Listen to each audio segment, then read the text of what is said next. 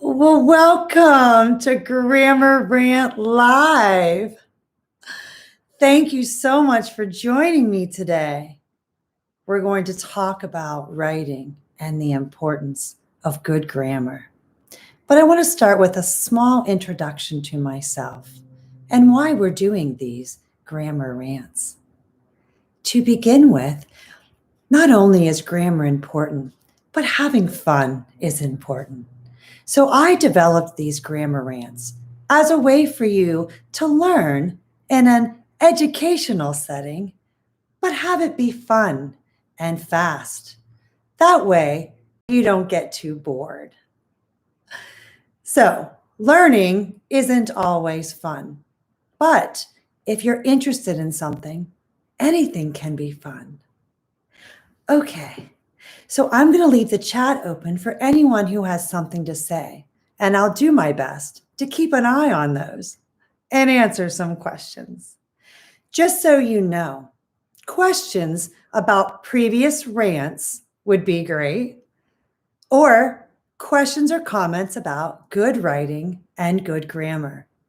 If you have suggestions, I'll write those down, but I may not be able to address them right now. Okay, I'm going to use my notes today. Let's talk about good grammar and writing. Why do I need good grammar? Why do I need good writing? Well, to begin with, there are 3 reasons. There are many more. We're going to talk about 3. First is communication. So, good grammar and good writing is important for good communication. We want to make sure that our ideas are communicated correctly. If they are not, our words become misleading. And we don't want people to misunderstand what it is we're trying to say, as communication is key in life. Okay.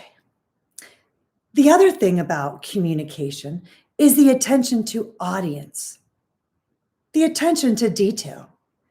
You want your audience, those people who are listening to you or reading your work, to know that you have taken the time and the dedication to ensure that you have tried to communicate your purpose correctly. This is important in both verbal and written communication. It's most important in written because what's missing in written communication is our voice, our inflection, our expressions, the tone of our voice. All of those things, unfortunately, are missing. So we need to write those into our writing. So communication is the first important tool for having good writing and grammar. I'm just going to keep looking to make sure I don't have any questions. Ask them away. Okay.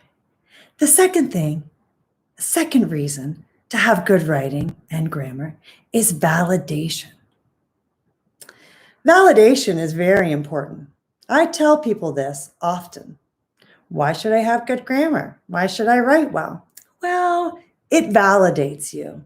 It validates what you're trying to say.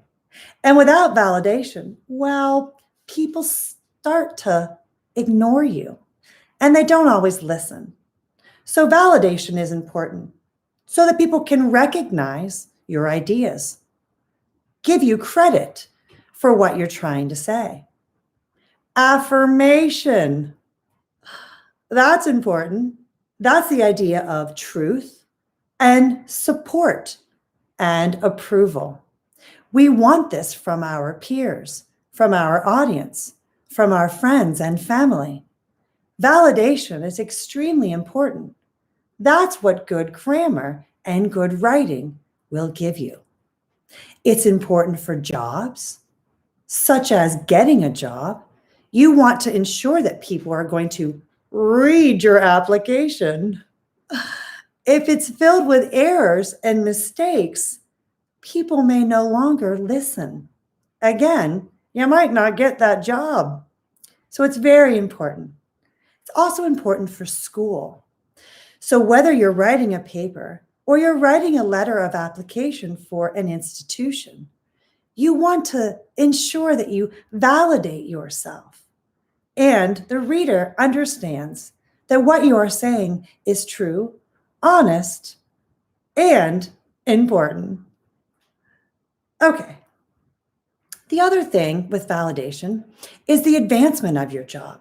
So it's nice to make sure that you want to advance your job and you want your employer to know that your writing, your grammar is important to them. It says who you are. I'm looking for questions. Okay, I'll come back. Let's get to the third reason. The third reason for good communication and good writing is distinction. What is that? Distinction is excellence. You want to be excellent in what you do. It also shows creativity and character. Oftentimes, we are judged by the way we speak and the way we write. While this is not fair, that is unfortunately the society we live in. So, in order to make sure we fit within that, we want to make sure we give good grammar, have good grammar, and good writing. This is also important because it sets us apart from other people. This is not just in academics. This is also socially. You can change the way you speak and write depending on your audience. So, 3 good things: communication, validation, and distinction. Those are just some reasons why you should practice good grammar and good writing. Let me see if I have some questions. Okay. I'm trying to read quickly. I have punctuation questions. Does the punctuation go inside the quotation or outside? Well, Thomas, that's a fantastic question. Punctuation always, in most cases, goes inside the quotation marks. This is what I tell people. However, there are always times where that rule doesn't fit. This is when you are quoting someone inside of what you're saying, and that quote doesn't have a question. It kind of gets confusing. The easiest way to remember it is your punctuation most likely will go inside your quotation marks. I'll do a lesson on that, Thomas, so it's not so confusing. If you don't know, you should do some research. Okay, let's move on and I'll get to some more questions. I also made a list of how to write well. It's very easy to say you should have good grammar. It's kind of difficult to make sure that happens. Here are some steps or some things to remember when you consider good grammar. To start with, you need to practice. Practice makes perfect. Now, while I don't expect you to be perfect, and I am not perfect, it is important that we practice if we want to get better. Just like if I wanted to learn any other language or play the guitar, I would need to practice. And those math teachers out there, you know who you are. They will tell you that if you don't practice math, you will forget it. Grammar is the same way. So practice. Research. Well, that's a big one. I shouldn't say no one, not everyone loves research.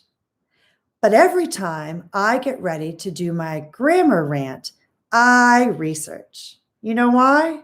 because I don't know everything. It's very important that we understand the background of what we're trying to write about. That includes grammar.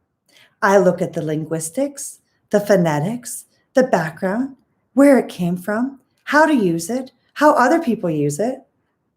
It's crazy, but it's very important that you research and that you find information so that you can better understand. Research. Learning from others. Now, you might not want to learn from me, and that's okay. You should learn from others, people around you. Oftentimes, I learned things from people who maybe don't have the best grammar. It gives me good practice. But learning from others is very important. Again, we don't, as individuals, know everything. So learn from others. Learn from the people around you, including your teachers. Learn from others. The next one is to read daily. I know that there's a lot on TV and there are some great movies, but the best way to be a better writer and have better grammar is to read every day. You can even read a newspaper. You could read a comic, but you should make sure that what you read is different each day.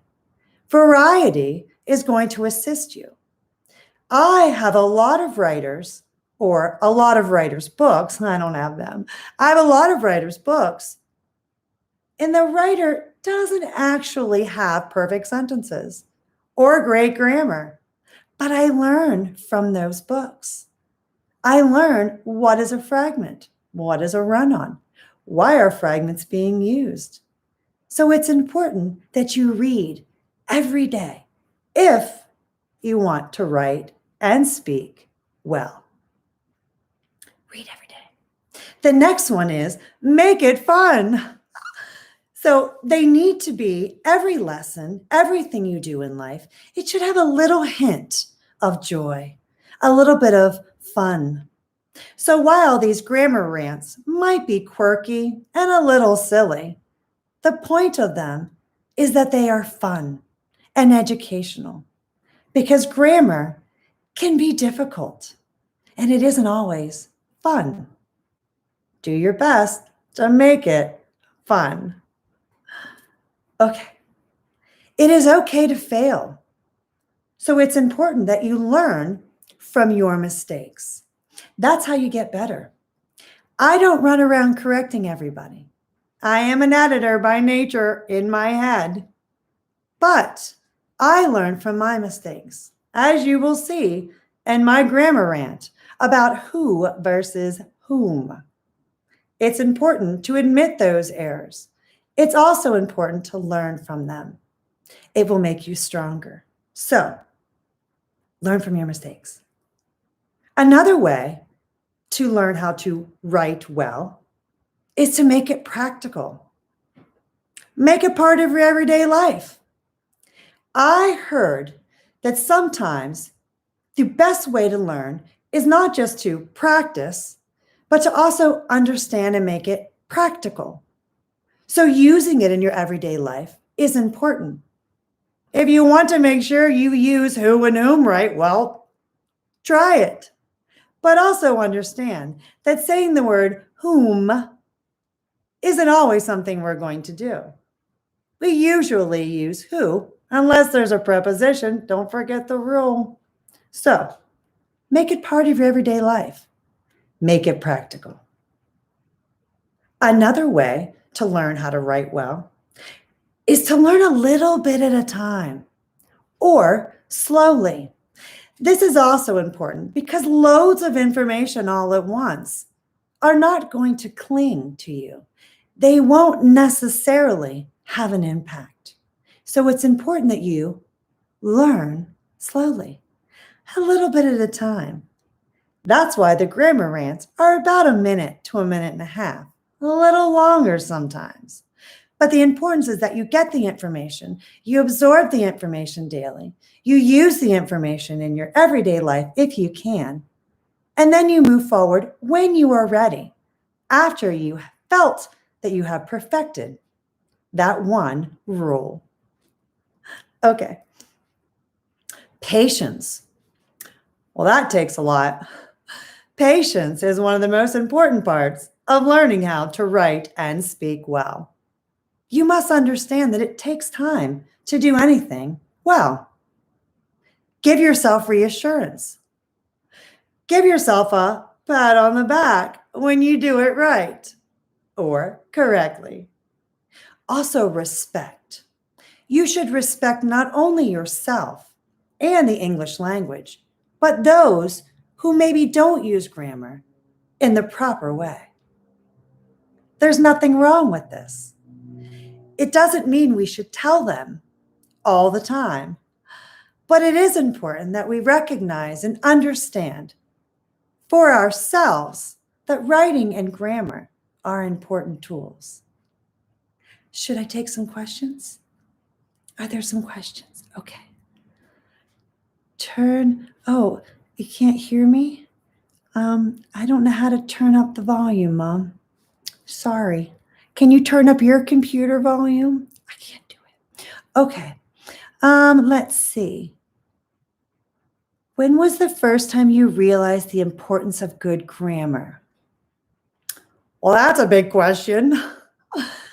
I think that one of, maybe not the first time, but one of the most important times I learned about good grammar was when I sent a message to someone and it was misleading.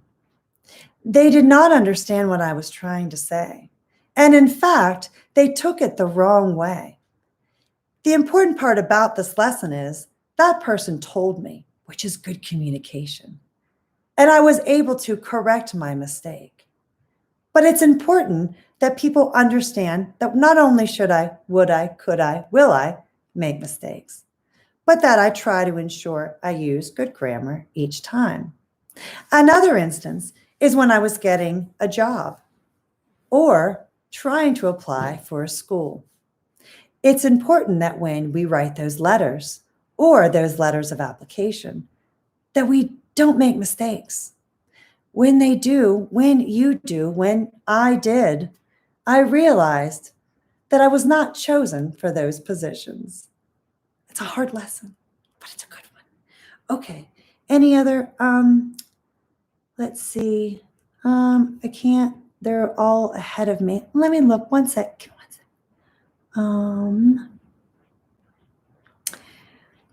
Okay, here. Oh, that question was from Kathleen. Thanks for joining me, Kathleen. All right, this one is from my good friend, K. David Harrison. Can you give an example of something that people used to think of as bad grammar, but now is completely acceptable? He said his example is the singular they. I will tell you, David, that the word ain't is now in the dictionary, but that does not mean it's proper grammar. But I think that's something that has become acceptable, just like the words I showed as not a word. While they're not standard words, it doesn't mean we don't use them. Irregardless is actually a word, but it is not used in standard English and should not be used by you unless you live in the part of the world where irregardless is a word. But I'm trying to think of what words are accepted now. What I think is a good distinction is that sometimes words change over time.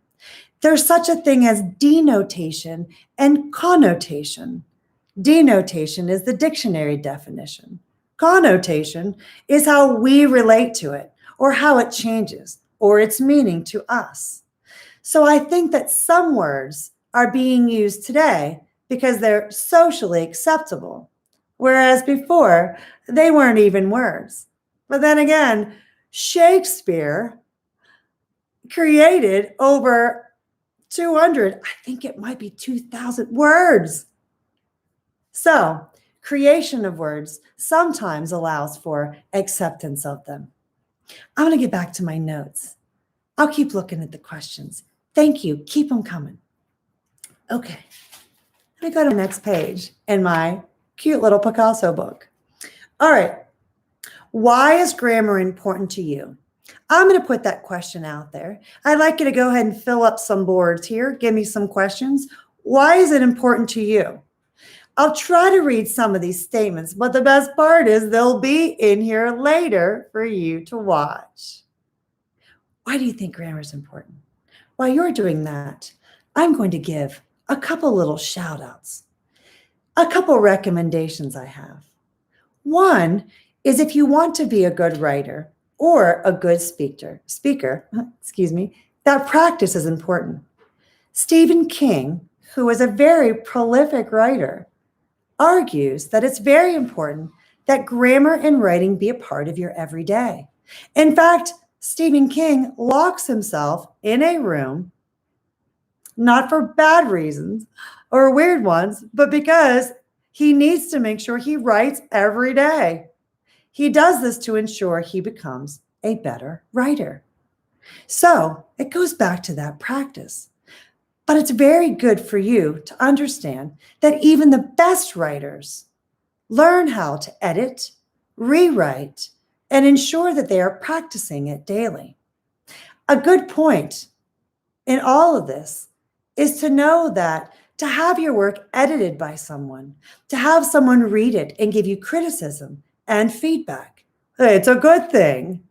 It's always good to understand that what you're trying to say and write may not be communicated to everyone the way you want it to be.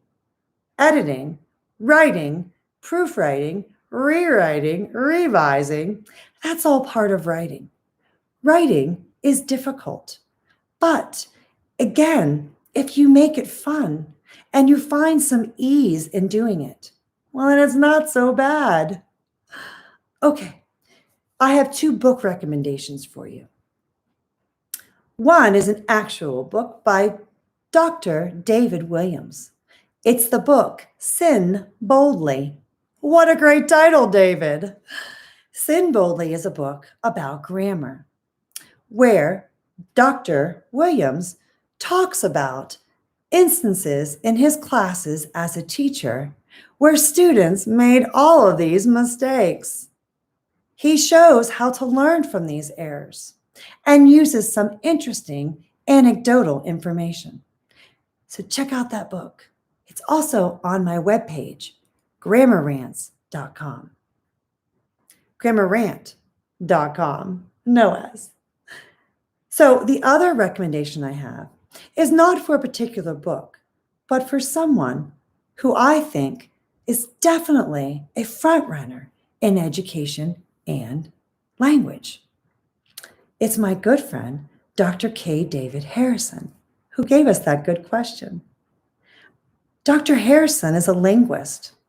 He studies endangered languages, so he knows firsthand the importance of good grammar and writing, but he also understands the importance of language, and that these languages, your language, the language of your ancestors, is very important.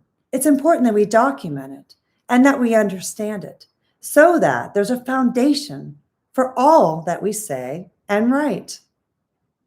He also has a documentary called The Linguists. It's great. You should pick it up. He also has the Living Tongues Institute. Check it out online. I'm going to get to a couple more questions. I've been talking a lot. Let me see what you have to say. My question was, why is grammar important? Let me see what you say. I don't see. Oh, one person said, this would be Deb Rice, said, so you won't seem illiterate to others. Well, that's a great point, Deb. Again, we talked about how people sometimes make judgments, and they are unfair. But depending on the situation you're in, sometimes, while it's not right, they seem validated. And that goes back to why writing and grammar is important. While we should never disrespect people or judge them on how they speak, it's important that we do everything we can to not be judged by how we speak and write. Let me see some more. Anything, see. So I'm trying to see if there's anything else. So, let me see. Angada, my good friend Angada, says, someone earlier asked when to use you and I versus you and me. Angada, I'm going to do a lesson on that. That is a big one. It has to do with those prepositions and whether or not we are using those words as a subject or as an object in our sentence. So I'll do a lesson to make sure I get it correct and I don't tell you wrong. Let's see. So Kathleen King is giving some great book suggestions, and you can read those in the chat. There's obviously Strunk and Write. I think I said that wrong. Strunk and White.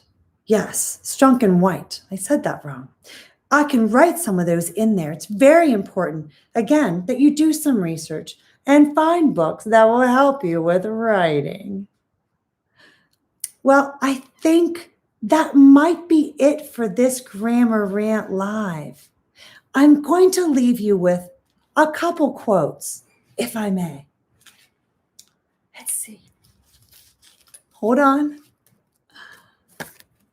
One is from my favorite writer, William Shakespeare. He said in the play, Much Ado About Nothing, have patience and endure. That's a great quote. That's a good one. I have one more for you. I meant to start with this. I forgot. Here it is. Are you ready? This is also from William Shakespeare. This is in the play Twelfth Night. He says, be not afraid of greatness. Some are born great. Some achieve greatness, and some have greatness thrust upon them. That's what Grammar Rant is here to do, help you. So thank you for helping me change the world, one grammar lesson at a time. Subscribe, like, share, and make sure that you do your best to use proper grammar and writing. Thank you so much.